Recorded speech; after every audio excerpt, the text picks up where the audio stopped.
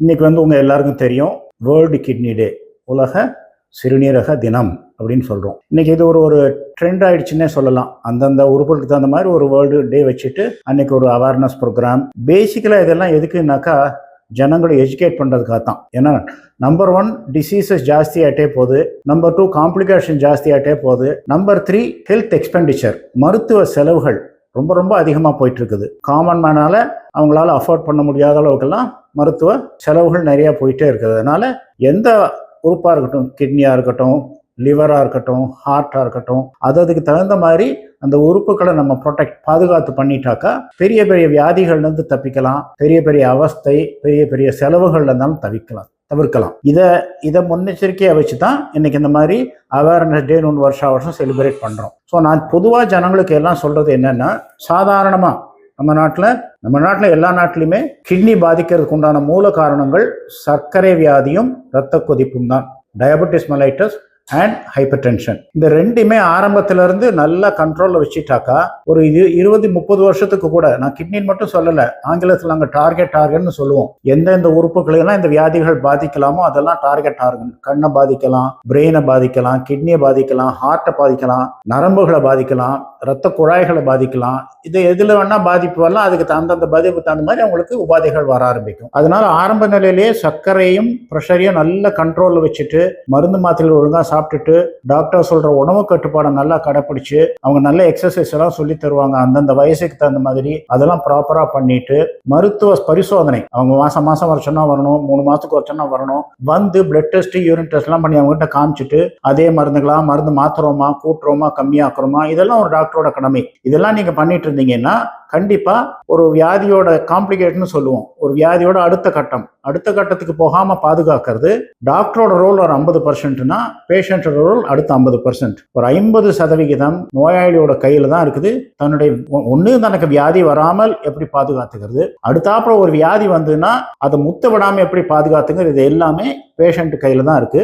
இதுக்கெல்லாம் இப்போ இன்னைக்கு எல்லாத்துலயும் மீடியாவில் வந்தாச்சு, நியூஸ் பேப்பர்ல வருது, புக்ஸ்ல வருது, உங்களுக்கு வாட்ஸ்அப்ல வருது, எல்லாத்துலயுமே வருது. சோஷியல் மீடியாவில் இன்னைக்கு இதை பத்திய டீட்டெயில்ஸ் எல்லாம் வராததே கிடையாது. இப்போ எல்லாருமே கூகுள்ல படிக்க ஆரம்பிச்சுட்டாங்க, ChatGPT வந்தாச்சு, நாளைக்கு AI ஃபுல்லா வரும்போது உங்க எல்லாருக்கும் எங்களை விட இதுல எல்லாம் ஒரு அறிவு ஜாஸ்தி வந்துடும் தான் எனக்கு தோணுது. இருந்தாலுமே சில மிட்ஸ் இருக்கு. மிட்ஸ்ன்னு சொன்னா என்னன்னாக்கா சில தப்பான அபிப்பிராயங்கள் பரவலா இருக்கு. காலம் இருந்து 2 லிட்டர் தண்ணி குடிச்சா கிட்னி வியாதி வரவே வராது அப்படின்னு. அந்த மாதிரிலாம் ஒண்ணுமே கிடையாது. நம்ம உடம்புக்கு தேவையான தண்ணி நம்ம உடம்பே கேட்கும். ஏன்னா அதோட கண்ட்ரோல் பிரெயின்ல இருக்கு. நீங்க எல்லாமே அதை அனுபவிச்சிருப்பீங்க. வெயில் காலம்னா 15 நிமிஷம் தண்ணி குடிப்போம், குளிர் காலம்னா தண்ணி குடிக்கவே மாட்டோம். அதுக்கு தகுந்த மாதிரி நம்ம உடம்புல இருந்து யூரினும் வெளியில போயிடும். குளிர் காலத்துல நிறைய வெளியில வரும், வெயில் காலத்துல கம்மியா தான் வெளியில வரும். அதனால நம்ம உடம்பே அதை பார்த்துக்கும். அதனால அதே மீறி நம்ம குடமா தண்ணி குடிக்கணும்னு அவசியமே இல்லை. அடுத்தது உப்பு. எல்லா பேஷண்டும் சொல்லுவாங்க நாங்க ரத்தத்துல யூரியா, கிரியாட்டினின் இது ரெண்டும் தான் கிட்னி பழுதடைந்தால் ரத்தத்துல கலக்கிற கெமிக்கல்ஸ்.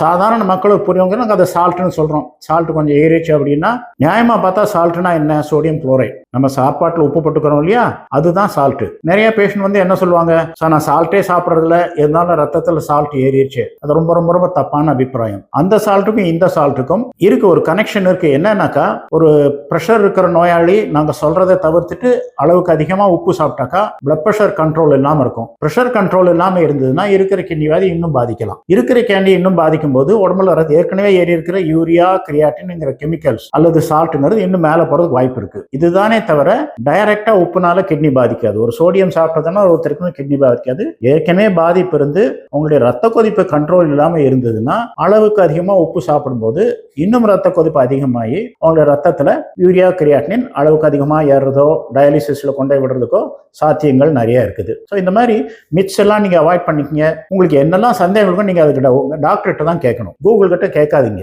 டாக்டருக்கு உங்களுடைய உடம்பை பத்தி தெரியும், உங்க வியாதியை பத்தி தெரியும். பல வருஷங்களா பார்த்துட்டு இருக்காருன்னா அவருக்கு நீங்க ஒரு சிம்டம்னு வந்தீங்கன்னா டாக்டர் தெரியும் இவருக்கு எந்த சிம்டம் வந்திருக்கு, வியாதினால வந்திருக்கா, நான் கொடுத்த மருந்து மாத்தினால வந்திருக்கா, என்னுடைய மருந்து ஏதாவது நிறுத்தணுமா, இதெல்லாம் அந்த டாக்டர் தான் தெரியும். அதனால டாக்டர் மேல முழு நம்பிக்கை வைங்க. அவங்களை பாதுகாத்து உங்களுக்கு நல்லது பண்ணுவார்னு ஒரு நம்பிக்கை உங்களுக்கு எப்பவுமே இருக்கணும். உங்க எல்லாருக்கும் இந்த உலக சிறுநீரக தினத்தின் வாழ்த்துக்கள். நன்றி. இன்னொன்னு நான் ஜென்ரலா சொன்னது சர்க்கரை வியாதி, ரத்த கொதிப்பு, இது மாதிரி வியாதி இருக்கிறவங்களுக்கு. ஒரு வியாதியே இல்லை, அவங்க எல்லாம் நார்மலா தான் இருந்துட்டு இருந்தா கூடனாக்கா ஜென்ரலா நாங்க என்ன அட்வைஸ் பண்றோம்னாக்கா ஒரு 40 வயசு தாண்டியாச்சுன்னா 2-3 நீங்க ரொம்ப முக்கியத்துவம் கொடுங்க. ஒண்ணு எக்ஸசைஸ், அதை விடவே கூடாது.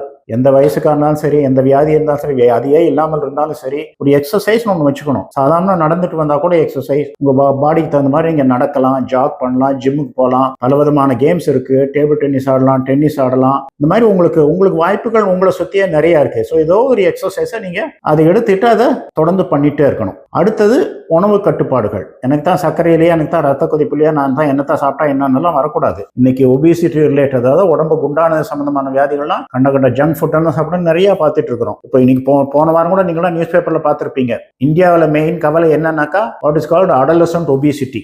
சொன்னா அந்த 10லேருந்து 17-18 வயசு வரைக்கும் உள்ளான குழந்தைங்களுக்கு ஓவர் வெயிட் ரொம்ப அதிகமா போயிட்டு இருக்குதாமா. இந்தியாவில் அடலசன்ட் ஒபிசிட்டி ஒரு பெரிய கவலைக்குரிய நோய்னு சொல்ல மாட்டேன், ஒரு அறிகுறியா வந்துட்டு இருக்குது. இது எல்லாம் என்ன காரணங்கள்னா எக்ஸசைஸ் கிடையாது, ஃபுட்ல கேர் எடுத்துக்கிறது இல்லை, இதெல்லாம் தான். அதனால இதெல்லாம் முக்கியம்னா கூட இதையும் தாண்டி நாங்கள் ஜென்ரலா என்ன அட்வைஸ் பண்றோம்னா, உங்களுக்கு ஒரு ஃபேமிலி டாக்டர் கன்சல்ட் பண்ணுங்க. இந்த மோஸ்ட் ஆஃப் த ஹாஸ்பிட்டல் இந்த மாஸ்டர் ஹெல்த் செக்அப் இருக்கு. அதுல போய் டாக்டர் கேட்டீங்கன்னா மாஸ்டர் ஹெல்த் செக்அப் எல்லாருக்கும் ஒரே மாதிரி பண்றது இல்லை. அவங்க ஏஜுக்கு தகுந்த மாதிரி, அவங்களுக்கு ஏற்கனவே ஏதாவது வியாதிகள் இருக்கா, இல்லை அவங்க நல்ல ஹெல்த்ல இருக்காங்களா, இவங்களுக்கு ஜென்ரலா ஏதாவது தான் நம்ம கண்டுபிடிக்க போறோமா, இதெல்லாம் கம்பைன் பண்ணி இவர் ஆணா இவர் பெண்ணா இதெல்லாம் கம்பைன் பண்ணி பலவிதமான மாஸ்டர் ஹெல்த் செக்அப் வச்சிருக்காங்க. அதுல அந்த பர்டிகுலர் பர்சனுக்கு எது தேவையோ அதை ஹாஸ்பிட்டல்ல ரெக்கமெண்ட் பண்ணுவாங்க. வருஷம் ஒரு முறை இதை நீங்க பண்ணிக்கிட்டீங்கன்னா ஏதாவது ஒரு 100 ஒருத்தருக்கு 2 பேருக்காவது கண்டிப்பா இதுல கண்டுபிடிக்கிறாங்க. சர்க்கரை இருக்கு, ரத்தம் இருக்கு, ஹார்ட் இசிஜில லேலா மிஸ்டேக் இருக்கு, உடம்புல கொழுப்பு கொலஸ்ட்ரால் சொல்றாங்களே அது அதிகமா இருக்கு. இதெல்லாம் இந்த ரொட்டீன் மாஸ்டர் ஹெல்த் செக்அப்ல கண்டிப்பா வெளியில வரும். அட்லீஸ்ட் அந்த 100ல அந்த 2 பேருக்கு அது பயன் கிடைக்கும். அதனால மாஸ்டர் ஹெல்த் செக்அப்க்கு